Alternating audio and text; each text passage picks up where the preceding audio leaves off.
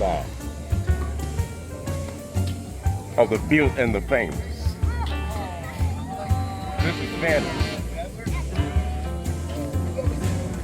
The mecca of bodybuilding. No place like it on the world. There's a little bit of everything. Artists from all over the place.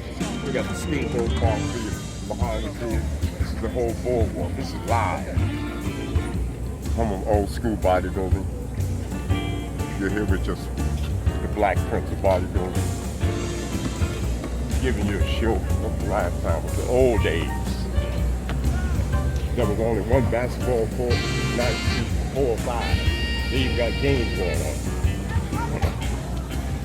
This is the same prison right outside of that. All of this used to be just grass, and now it's cement. All this one city, myself, Frank Zane, Dave Dupree.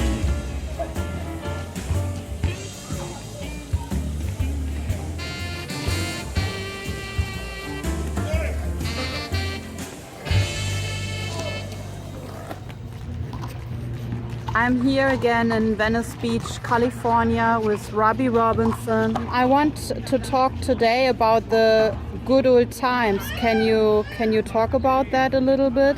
How was your daily routine? And I ask myself, is bodybuilder, is this a job? Was this your job in the times? Yeah, I mean, we were supposed to take bodybuilding and make it into something that was glamorous and respectful and that people pretty much all over the world would admire and respect. And I think that was one thing that Joe Weedy was trying to impound into the people's psyche, that, nothing beats a beautiful body. Taking care of yourself is important and healthy. That's why he created the supplements. And, you want to do the very best at what you do, be very best at what you do. And life is a challenge. Life don't make you no promises, so you have to go out there and make it happen. So old, to me, is young, because that's how I feel and that's how I think. Yeah, I came out here in 1975. As I say, I was invited by Joe Weedy. I wanted to be the next great. I read all the pictures and read all the articles and seen all the guys that were competing during that time. And so I wanted to be one of the guys that helped make bodybuilding.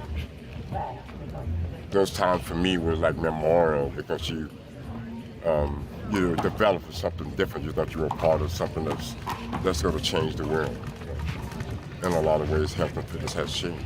So you train twice a day? Yeah, we train twice a day, because when I came here in 1975, everybody was already preparing for competition. We were like 90 days out. There was a calendar on the wall that goes on Pacific Avenue there. You ate, slept, bodybuilding. That was all you were doing. Joe Weedy gave you little tip-ins in there, but it wasn't nothing you can write home about. But I enjoyed the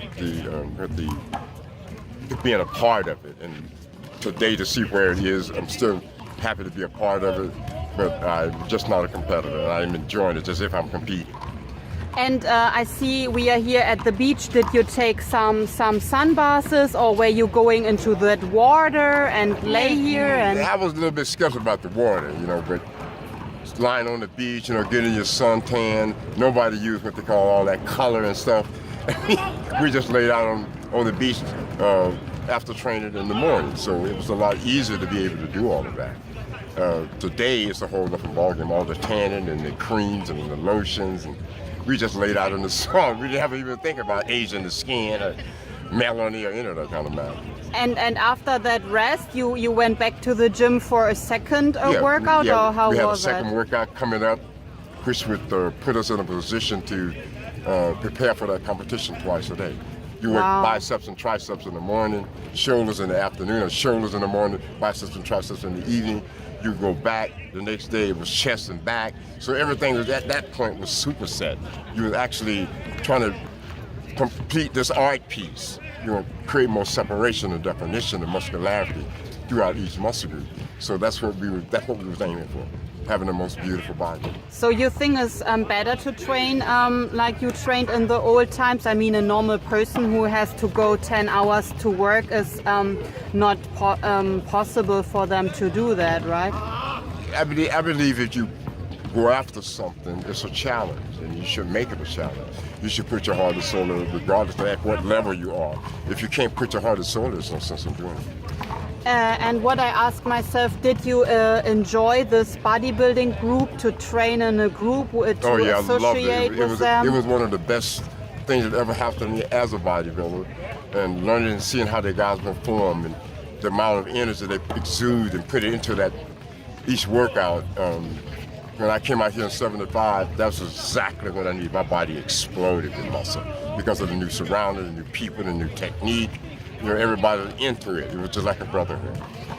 A brotherhood, yeah, you already said it, because I asked myself, was there jealousy? Did you feel that? Or was it more than that, to empower each other? I would say a little of both. You know, everybody wants to be their best. And you're chasing who the guy is, the Mr. Olympia winner, Arnold Schwarzenegger. Everybody want to be a Mr. Olympia. Everybody want to win that title. There's nothing wrong with that.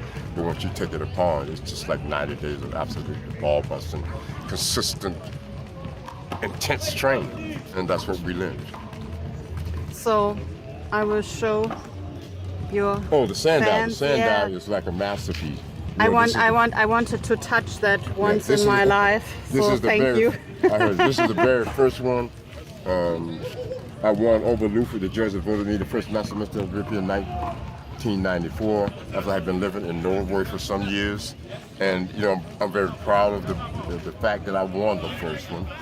I remember the banquet that night. There was no banquet because everybody was totally defeated. But I loved it. I loved the fact that I was able to come in there and achieve something that I have always wanted to achieve. Winning the first sand dive was that kind of thing. I think Once in a lifetime. I think you handled that awesome. I mean, if there was no, what is the word, banquet? Yeah, you know, I'm quite sure there was some animosity because it was definitely supposed to be Luther Rigno's Master of Mr. Olympia trophy. But for some kind of way, fate stepped in and gave the Black Prince the first Master of Mr. Olympia. But I'm proud of it. I'm proud of the fact that you can win over all kind of adversities and plans and politics. There's a thing I believe in, is called intuition.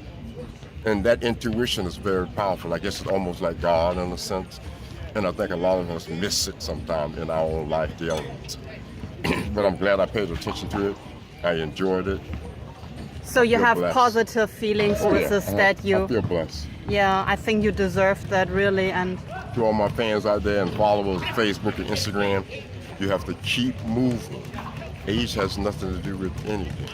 If anyone would tell me that I would look the way I look on Facebook and Instagram the way I look now, I would say, nah, it would not be possible.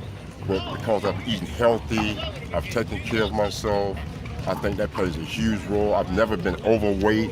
I've always been very concerned about how I look, my posture, how I carry myself. So I think it all plays a role into longevity. What you're seeing is a masterpiece of age, consistency, great eating my whole life. I love to train. I have fun when I train. So to me, bodybuilding is a lifestyle. That's why they call me Mr. yeah, and what I feel is that you have self-respect towards yourself. So I think for people, it's not only to eat right and train right, the mental attitude that you respect yourself for who you are. I feel that in your atmosphere that you are, how can I say, you are a grateful person, you are humble or down to earth. This is how I see you. But you have self-respect, right? Yeah, there's no reason not to. I mean, that you're going to win some, you're going to lose some. Good things is going to happen in your life, and you have to be prepared for it.